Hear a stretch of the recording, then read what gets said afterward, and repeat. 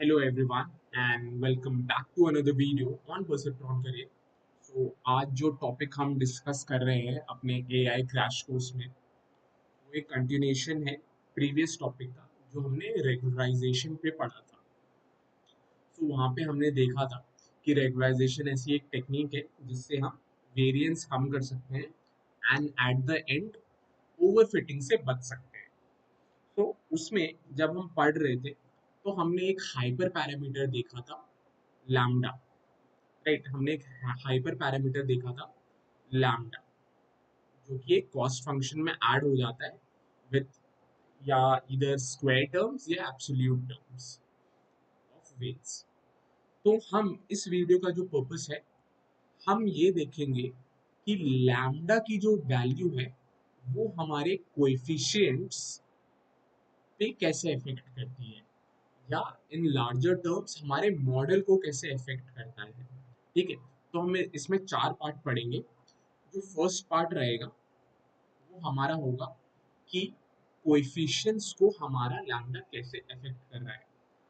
अगर lambda high है तो कोएफिशिएंट्स की वैल्यू कैसे चेंज हो रही है और अगर लैम्डा लो है तो कोएफिशिएंट्स की वैल्यू कैसे चेंज हो रही है। ये हमारा फर्स्ट टॉपिक होगा। सेकेंड टॉपिक हम जो डिस्कस करेंगे वो डिस्कस करेंगे कि अगर लैम्डा की वैल्यू हमने एक पर्टिकुलर हाई या लो सेट कर दी और कोएफिशिएंट्स की मैग्नीट्यूड भी कंसिडर कर रहे हैं, अगर कोएफिशिएंट्स की मैग्नीट्यूड ज़्यादा है तो लैम्डा की वैल्यू कैसे अफेक्ट करेगी और अगर कोएफिशिएंट्स की जो मैग्नीट्यूड है वो कम है तो लैम्डा की वैल्यू कैसे अफेक्ट करेगी। राइट, और जो तीसरा टॉपिक है वो हम देखेंगे कि लैम्डा की वैल्यू ओवर फिटिंग और अंडर फिटिंग में कैसा रोल प्ले करती है। लैम्डा की वैल्यू एक वेरिएशन होगी, राइट, जो लैम्डा के जो रेंज है वो 0 to infinity है, राइट।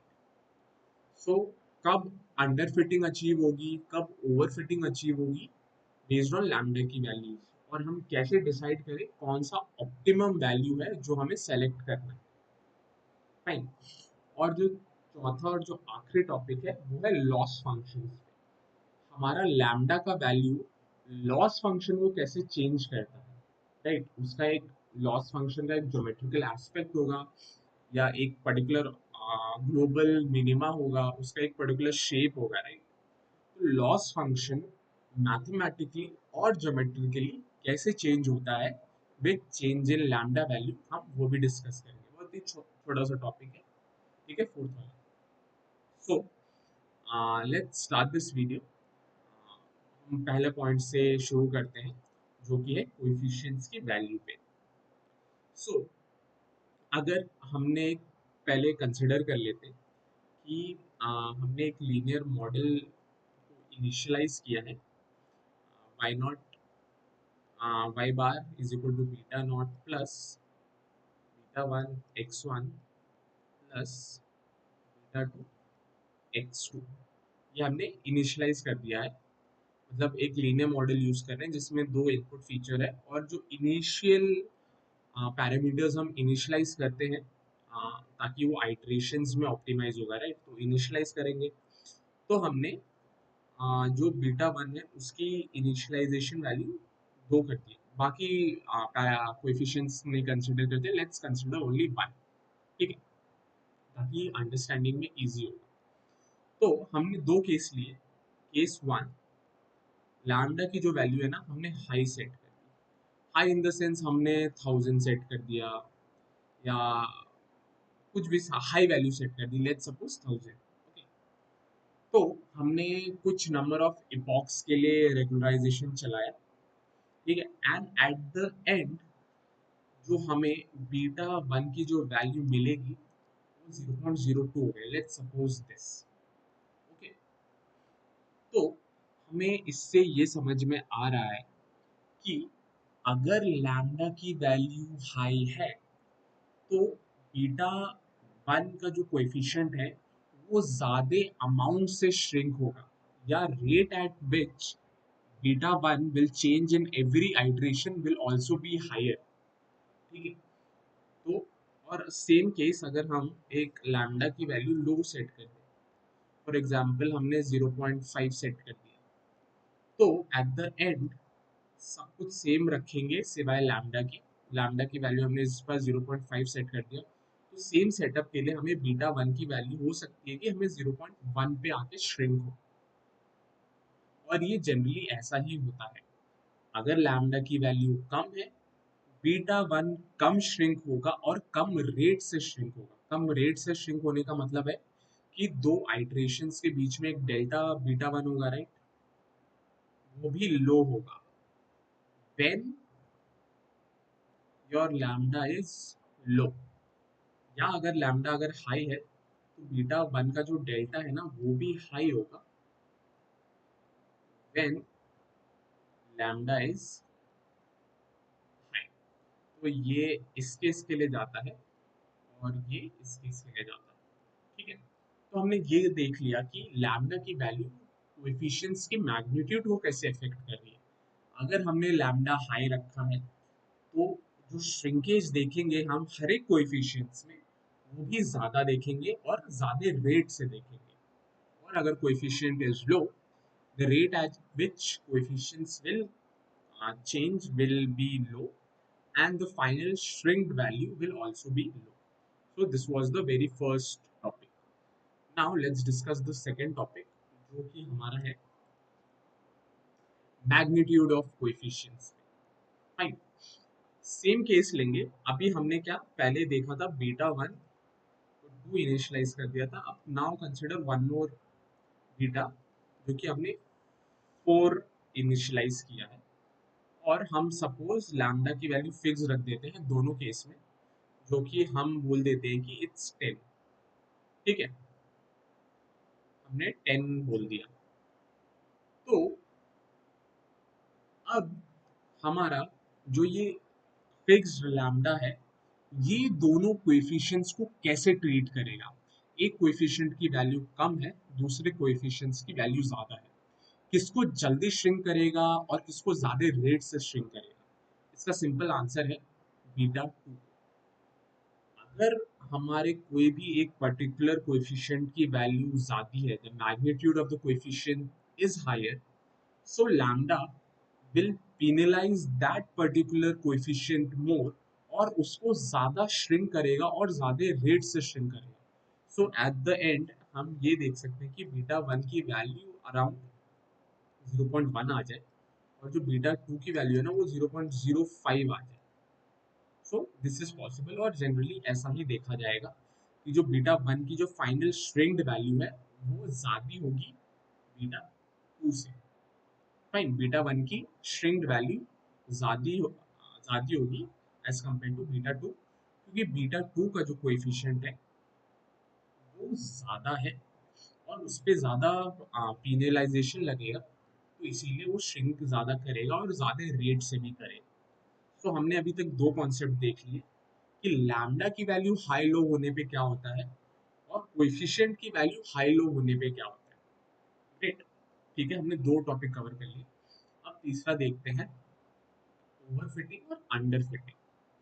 तो उसके लिए मैं पहले एक डायग्राम बना देता हूँ कि हम जानते हैं कि अंडर फिटिंग बायस से रिलेटेड है और ओवर फिटिंग वेरिएंस से रिलेटेड है। हमने ये बायस ट्रेड ऑफ वेरिएंस टॉपिक पे बहुत अच्छे से डिस्कस किया था। अगर आपने वो वीडियो नहीं देखा, आप मेरे प्लेलिस्ट में ऊपर जाके वो वीडियो देख सकते हैं। सो पहले मैं एक प्लॉट बना देता हूँ। जो हमारा वाई एक्सिस है वो दो वेरिएबल्स डिनोट कर रहे हैं, एक है बायस और जो दूसरा है वेरिएंस। और जो हमारा एक्स एक्सिस डिनोट कर रहा है ये लैम्डा की वैल्यू है जो इस डायरेक्शन में इंक्रीज हो रही है। सो हमारा जो बायस है, with increase in lambda, with increase in lambda जो हमारा बायस है वो इंक्रीज होता है। we'll understand this why it happens।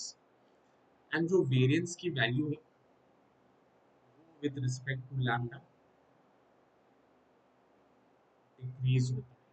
Okay, सो ऐसा अब हम देखते हैं क्यों होता है। ठीक है, now let's see why this happens. देखो, अगर लैम्डा की वैल्यू लो है, राइट, लैम्डा की वैल्यू लो है, तो वो कम पीनलाइज करेगा हमारे कोएफिशिएंट्स को, श्रिंकेज कम होगा। अगर श्रिंकेज कम होगा तो जो कोएफिशिएंट्स के वैल्यू हैं वो हायर मैग्नीट्यूड में होंगे। अगर हायर मैग्नीट्यूड में हुए, सो दैट मीन्स वो ओवरफिट कर रहे हैं। ओवरफिटिंग का एक यही तो सिग्नल है, आप मैग्नीट्यूड को देख के बता सकते हो कि ओवरफिटेड मॉडल है कि नहीं, just by looking at the magnitude of coefficients. So at lambda low, your overfitting, या हम कह सकते हैं जो वेरिएंस है हाई होता है। सो एट लो लैम्डा जो आप वेरिएंस देख रहे हो वो लो होता है, और इंक्रीजिंग लैम्डा से हमारे जो कोएफिशिएंट के जो वैल्यूज हैं वो कम होते रहते हैं, और हमें एक ओवरफिटिंग या वेरिएंस कम होते हुए दिखती है। So that's why the variation is like this. Same bias के लिए आप ऑपोजिट लॉजिक लगा सकते हो। जब हमारा लैम्डा लो है, राइट, लैम्डा लो है, तो हमने मॉडल को बहुत ज़्यादा पेनल्टी नहीं दी है, पीनलाइज करने का फ्रीडम नहीं दिया है, तो श्रिंकेज कम होगा। अगर श्रिंकेज कम होगा तो वो एक छोटे छोटे वेरिएशंस भी कैप्चर करने लग जाएगा, और अगर वैसा हुआ तो हमारा जो बायस होगा वो भी लो होगा, क्योंकि ट्रेनिंग मॉडल पे वो बहुत अच्छे से सेट हो जाएगा। So this will result in under fitting, और जो बायस की वैल्यू है लो होगी, क्योंकि अंडर फिटेड मॉडल है। ग्रेट, आपको ये समझ में आ गया। तो हमें कौन सा ऐसा वैल्यू लेना चाहिए जो लैम्डा को लैम्डा की कौन सी ऐसी वैल्यू लेना चाहिए जिससे हम ओवर फिटिंग और अंडर फिटिंग से बच जाए। क्योंकि अगर हमने लैम्डा की वैल्यू बहुत ज़्यादा हाई ले ली है, बहुत ज़्यादा हाई ले ली है, तो हमारा जो मॉडल होगा वो कहीं इस रेंज में होगा, उसमें बायस बहुत ज़्यादा हो जाएगा। दैट मीन्स वो अंडर फिट हो जाएगा, मॉडल अंडर फिटिंग में चले जाएगा। ठीक है, वो डेटा के जो ट्रेनिंग डेटा का जो जनरलाइज पैटर्न है वो रीड ही नहीं कर पाएगा। ठीक है, अगर हमने बहुत कम वैल्यू ले ली है लैम्डा की, हम पीनलाइज नहीं कर रहे, तो हमारा मॉडल डेटा को रटने लग जाएगा, उसके पीछे पैटर्न्स नहीं पढ़ पाएगा, और छोटे छोटे नॉइजेस को भी कैप्चर करेगा, तो उससे वेरिएंस बढ़ जाएगा, तो ओवरफिटिंग हो जाएगी। तो हमें कोई एक बीच की वैल्यू लेनी चाहिए जिससे हमारा ज़्यादा लॉस ना हो, ना ओवरफिटेड हो ना अंडर फिटेड हो। तो इस रेंज में आप अगर देखोगे,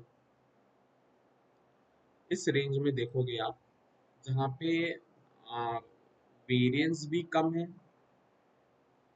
वेरिएंस कम है इधर, और बायस भी कम है। तो इस पर्टिकुलर रेंज में जहाँ पे हमारा दोनों इंटरसेक्ट होता है उसके आसपास की value, this is the best value of lambda. In this particular range, you can select the value of lambda. Okay, fine. तो हमने ये भी कवर कर लिया, ओवरफिटिंग और अंडरफिटिंग। इस पर्टिकुलर रेंज में लोगे तो आपको ना ओवरफिटिंग देखने को मिलेगा ना underfitting. So now let's jump to the last topic, जो कि है हमारा कॉस्ट फंक्शन से रिलेटेड। बहुत ही छोटा टॉपिक है, कॉस्ट फंक्शन कैसे इफेक्ट होते हैं।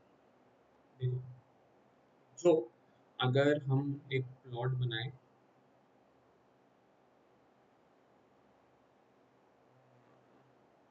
ये कॉस्ट फंक्शन है, और ये उनकी मतलब वैल्यूज हैं, जो पैरामीटर वैल्यूज हैं, हमने इधर x1 x2 जो भी लिया है। फॉर एग्जांपल हम ले लेते हैं x1 ले लेते हैं। ठीक है, x1 से हमारा कॉस्ट फंक्शन कैसे वेरी कर रहा है, और हम इधर डिफरेंट केसेस लेते हैं। जो फर्स्ट केस है उसमें हम लैम्डा को 5 रखते हैं, फाइन। तो हमारा कॉस्ट फंक्शन एक कॉन्वेक्स कॉस्ट फंक्शन है, वो ऐसा बिहेव कर रहा है। ग्रेट, सेकंड केस में हम जो कंसिडर करेंगे वो होगा लैम्डा इक्वल टू 10। इस केस में क्या होगा, जो हमारा कॉस्ट फंक्शन है ना वो थोड़ा सा लेफ्ट शिफ्ट होगा। जो ग्लोबल मिनिमा आप देखोगे थोड़ा सा लेफ्ट शिफ्ट होगा, और ये थोड़ा नैरो हो जाएगा पहले से एज कम्पेयर टू पहले। जो ये थोड़ा नैरो हो जाएगा, पहले विड्थ ज़्यादा थी, आप देख रहे हो विड्थ ज़्यादा थी, अभी थोड़ी सी कम है। और इसका जो ग्लोबल मिनिमा है वो पॉइंट भी शिफ्ट हुआ है थोड़ा टुवर्ड्स लेफ्ट। ग्रेट। अब एक और केस कंसिडर कर लेते हैं, y इक्वल टू 20 कंसिडर कर लेते हैं। इस केस में हमारी जो ये है वो थोड़ा और लेफ्ट शिफ्ट होगा, और थोड़ा ऊपर शिफ्ट होने भी आपको दिखेगा। पहले पहले इधर था, फिर इधर आया, फिर इधर आया, और ये थोड़ा लेफ्ट शिफ्ट भी होने लगेगा। तो ये है लैम्डा इक्वल टू 10। तो वैसे ही आप इंक्रीज करते जाओगे ना, तो आप देखोगे कि जो हमारा कॉस्ट फंक्शन है वो टुवर्ड्स लेफ्ट मूव हो रहा है, टुवर्ड्स लेफ्ट मूव हो रहा है। तो जो हमारा ग्लोबल मिनिमा पॉइंट है वो भी टुवर्ड्स लेफ्ट मूव होगा, मतलब ग्लोबल मिनिमा की वैल्यू कम होने लगेगी। ठीक है, ग्लोबल मिनिमा की वैल्यू कम होने लगेगी, और जो ग्राफ ग्राफ है हमारा लेफ्ट शिफ्ट होता रहेगा और नैरो होता रहेगा। ठीक है, पहले ज़्यादा विड्थ थी राइट, कम लैम्डा में, जैसे कि लैम्डा की वैल्यू बढ़ती जाएगी ये थोड़ा नैरो होता रहेगा और इवन ऊपर शिफ्ट होता रहेगा। तो तीन मेन पॉइंट्स हैं, लेफ्ट शिफ्ट होगा, ऊपर भी शिफ्ट होगा, और नैरो होता रहेगा। फाइन, ये तीन पॉइंट है, मैं इधर लिख देता हूँ। Left shift,